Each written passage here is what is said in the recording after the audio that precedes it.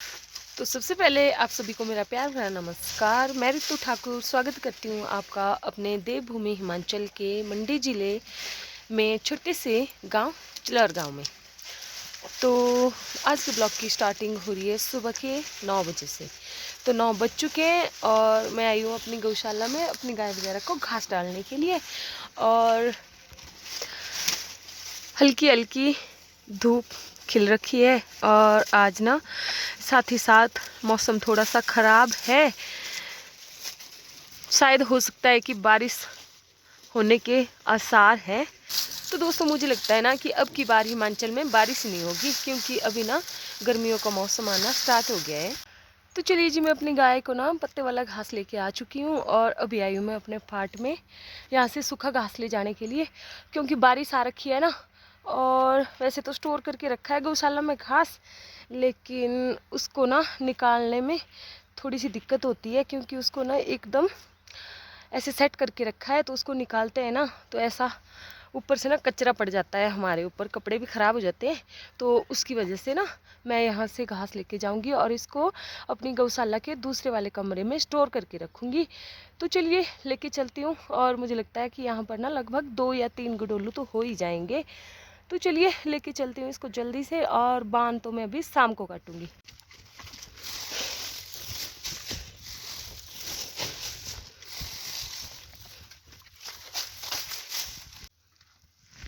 तो चलिए जी, अभी मैं एक डोलू ना लेके आ चुकी हूँ और अभी दूसरे के लिए जा रही हूँ।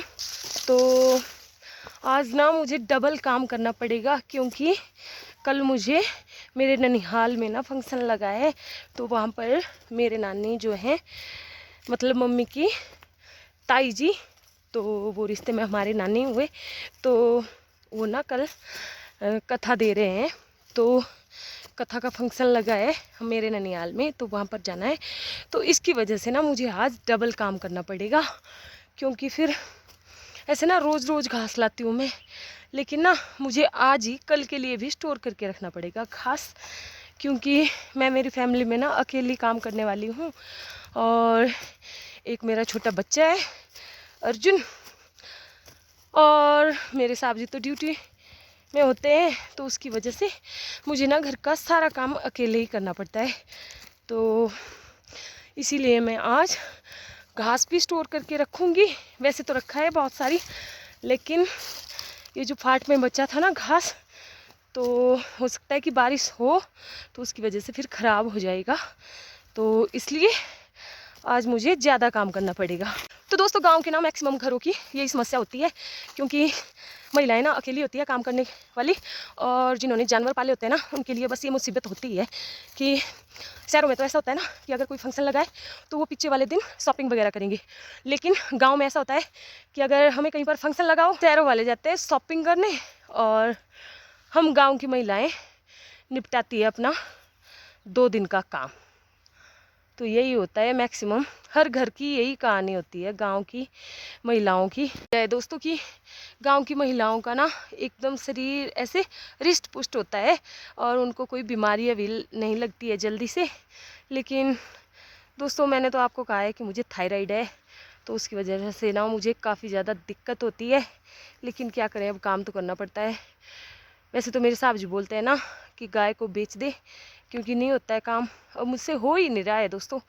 पर मैं सोचती हूँ ना कि मेरे साहब जी अकेले काम करने वाले हैं, तो मैं उनके लिए ना थोड़ी सी, अगर मेरी वजह से ना उनको थोड़ी सी हेल्प हो जाए तो अच्छा रहेगा। मेरी सोच ये है। लेकिन मेरे साहब जी तो बोलते हैं कि गाय वगैरह बेच दें। हम गांव वालों के लिए तो यही मायने होता है कि जो हमारे खेत है वहाँ पर गोबर वगैरह भी डालना होता है, नहीं तो फिर फसल नहीं होगी। और इसी वजह से ना हमें गांव वाली महिलाओं को ना ज़्यादा काम करना पड़ता है। क्या करें, चाहे बीमार हो चाहे ठीक हो। बिना मैं 2 डोलू घास के ले आई हूँ। एक तो मैंने छिलाठा और ब्यूल इकट्ठा लाया, एक एक डोलू में बांध के, काफ़ी ज़्यादा भारी हो गया था। और दूसरा यहाँ से मैं एक डोलू घास का लेके गई, और अभी ना दूसरा ये रह गया है। और मैं सोच रही हूँ जब मेरे कपड़े ना ऐसे गंदे हो ही गए हैं तो क्यों ना मैं बांध भी काट ही लेती हूँ, क्योंकि वैसे मुझे शाम को तो काटना ही पड़ेगा बांध। तो क्यों ना मैं अभी काट लूँ, फिर मैं घर में ना जाके अच्छे से नहा धो के फ्रेश हो जाऊँगी, साफ़ कपड़े डालूंगी, क्योंकि ये तो गंदे हो गए हैं कचरे से। ऐसे घास का ना इनका कचरा लग जाता है, तो उसकी वजह से ना मैं सोच रही हूँ कि अभी मैं घास काट लेती हूँ। लेकिन टाइम ना 12 बज चुके हैं, तो मुझे अगर मैं बाल काटने लगूंगी तो मुझे 1 बज जाएगा यहीं पर, और फिर घर में फ्रेश होते और कपड़े धोने हैं मुझे, अभी बर्तन वगैरह धोने हैं, तो 2 बज जाएंगे। तो देखते हैं। अभी मुझे ना अपना कपड़े का सूट भी सिलने के लिए है, तो साथ में मम्मी का भी रह गया है सलवार सिली है। अभी मैंने मम्मी की ना कमीज रह गई है, तो पता नहीं कब जैसे सिलूंगी मैं उनको। तो कभी तो मेरा मन हो रहा है कि मैं कल फंक्शन में नहीं जाऊँ, क्योंकि इतने ज़्यादा काम करने पड़ते हैं पीछे वाले दिन ना, तो फिर कहाँ से होगी इच्छा फंक्शन में जाने की। कि अब नहीं हो पा रहा है दोस्तों, क्या करें, होती है दिक्कत। कहते हैं ना कि अगर आपका शरीर ठीक ना हो तो फिर तो कुछ भी ठीक नहीं होता है। अगर आप ठीक हो, आपका शरीर ठीक हो, तो सब ठीक होता है। लेकिन अब शरीर में ही दिक्कत आ गई है, तो क्या करें। तो चलिए जी, डाल दिया मैंने इनको घास ना, लेकिन ये मेरी तरफ देख रही है क्योंकि इनको शायद ना ब्यूल खाना होगा। तो मैं सिर्फ गाय को ही डालती हूँ घास ब्यूल का। और अभी ना मुझे इस वाले पेड़ से काटना है बान, तो यहाँ से काटना है मुझे बान। तो ऐसे तो मुझे ना शाम को काटना था, लेकिन मैं सोच रही हूँ कि अभी काट लेती हूँ, क्योंकि फिर ना ऐसे भी कपड़े गंदे हुए ही है, तो क्यों ना अभी काट लेती हूँ। और फिर ना मैं घर में जाके कपड़े सिलूँगी, और फिर ना शाम को फ्री हो जाऊँगी।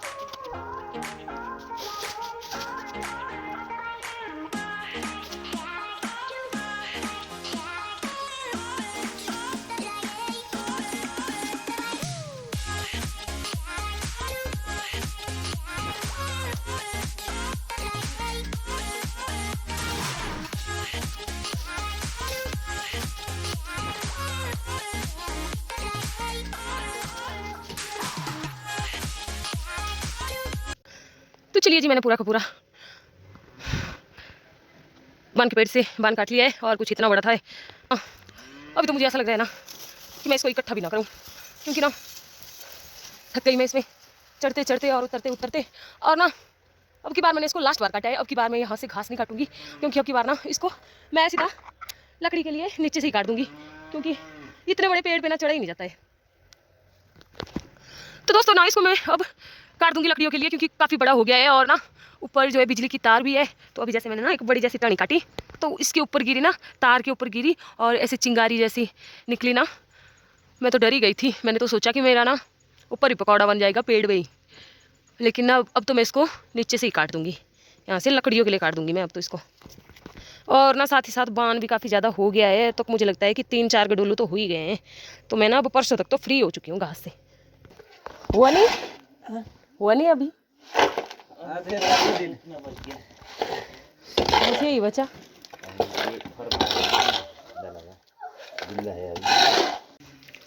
तो दोस्तों हमारे यहाँ आए हैं बच्चे, ये रहते हैं मंडी में, ये अनबी, और वहाँ पर है रुद्र, शगुन, और ये तो आदू है। करो अनबू, ऐसे करो, क्यों हेलो करो सबको, करो बच्चे करो ऐसे, मम्मा भी देखेगी तेरे को, मम्मा भी करेंगी। करो ऐसे, हेलो करो, हेलो ऐसे करो, हेलो तो ये है अनबी दोस्तों, और ये है रुद्र, करो ऐसे करो सबको, हेलो। तो आदू है, और ये है आदू, आदू भी करो हाय करो सबको, हाय। हाय। कितने क्लास में पढ़ती है अनबी? मैं थर्ड। और रुद्र सेकंड में पढ़ता है। तो आज जा रहा हूँ मैं मेरे भैया के घर, लो ताई ताऊ उनके घर, दादा दादी के घर, लो तो उनके घर है आज भात, इसलिए जा रहा हूँ मैं।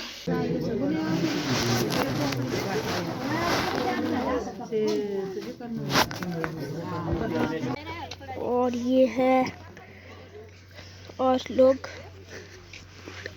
ओहो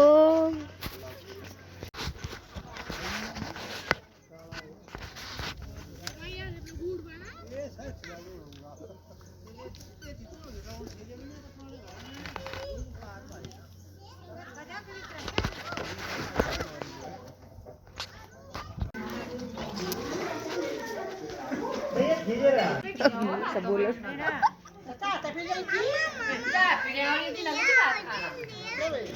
हाँ जल्दी आ रही है, वो आगे जल्दी ऊपर करो चुनरी को ऐसे आप ये दे जाए छीन ना दे फिर नहीं पर ये दे जाए।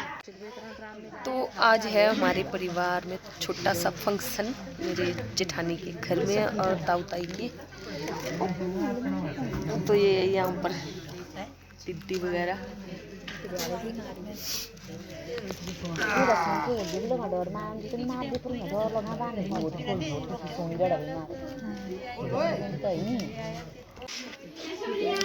तो दोस्तों आज का फंक्शन था, हमारे ताऊ ताई जी 4 धाम की यात्रा करके आए हैं।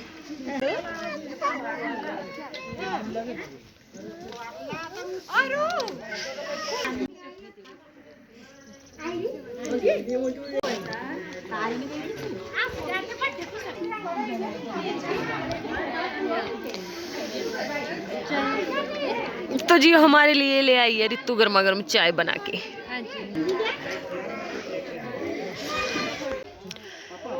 तो चलिए जी चलते हैं, अब यहाँ से हो गया है हमारा खाना पीना, और ये था यहाँ का सुंदर सा नज़ारा। तो चलिए जी हम खाना खा के आ चुके हैं और सब ना अपने अपने घर के लिए चले गए हैं, और मैं आई हूँ अपनी गौशाला में। अभी ना मुझे अपनी गाय वगैरह को घास डालना है। तो दोस्तों जैसे कि मैंने बताया ना आपको कि आज हमारे ताऊ ताई जी के घर में फंक्शन लगा था, क्योंकि ये ना 4 धाम की यात्रा करके आए हैं ताऊ और ताई जी। तो उसका ऐसा कहते हैं कि अगर 4 धाम की यात्रा करके आए तो फिर घर में आके ऐसा कथा वगैरह या छोटा सा फंक्शन देना पड़ता है। जो 4 धाम की यात्रा करने के लिए जाते हैं तो वो ना घर में आके फिर जो उन्होंने सामान लाया होता है, जैसे कि मालाएं वगैरह हो गई, सिंदूर वगैरह हो गया, सुहागनों का सामान होता है और जो भी प्रसाद वगैरह लाया होता है तो वो बांटते हैं गांव की महिलाओं को, और जो भी मतलब परिवार की बेटियां होती है तो उनको बुलाया जाता है, तो उनमें वो सारा सामान बांटा जाता है। तो वैसा फंक्शन रखा था आज ताऊ ताई जी ने, तो वहाँ पर गए थे हम भाती खाने। तो अभी करते हैं हम अपनी गाय वगैरह की और फिर मिलते हैं आपसे थोड़ी देर बाद। तो दोस्तों ऐसा होता है ना कि जिनके परिवार में सब सही होता है और जिनके बेटों की और बेटियों की शादी हो जाए, पोता पोती हो जाए, नाता नाती हो जाए, तो उसके बाद ना जो भी बुजुर्ग लोग हैं तो उनको ना सबको 4 धाम यात्रा करनी चाहिए। क्योंकि ऐसा होता है ना, ये जो ईश्वर है ना, तो कहते हैं कि ईश्वर ही सत्य है, तो अंत में तो हमें ईश्वर में ही विलीन होना है। तो इसलिए जब इंसान अपने सभी बंधनों से मुक्त हो जाता है तो उस वक्त इंसान को ना फिर भगवान का नाम लेना चाहिए। और 60 के 50 साल के बाद इंसान को ना ज़्यादातर ध्यान भगवान के भजनों में और भगवान के चरणों में देना चाहिए। तो ऐसा कहते हैं हमारे बुजुर्ग। दोस्तों आप सबकी दुआओं से ना और आप सबके साथ से मैं भी अपने मम्मी पापा और अपने सास ससुर से 4 धाम यात्रा करवाना चाहती हूँ। तो मेरी ना कब से यही दिल से इच्छा है कि मैं कब अपने मम्मी पापा को 4 धाम यात्रा के लिए भेजूँ। क्योंकि ये जो 4 धाम की यात्रा होती है ना, इसमें पैसा भी बहुत ज़्यादा लगता है। हमारे ताऊ जी और ताई जी गए थे तो इनका ना 1 पर्सन का 40,000 किराया लगा था। तो और साथ में इनका खर्चा जो भी आया होगा 15-20 हज़ार वो अलग से रहा होगा। तो जहाँ तक मेरा अनुमान है तो कम से कम 4 धाम यात्रा के लिए 1-1.5 लाख तो चाहिए ही होगा दोस्तों।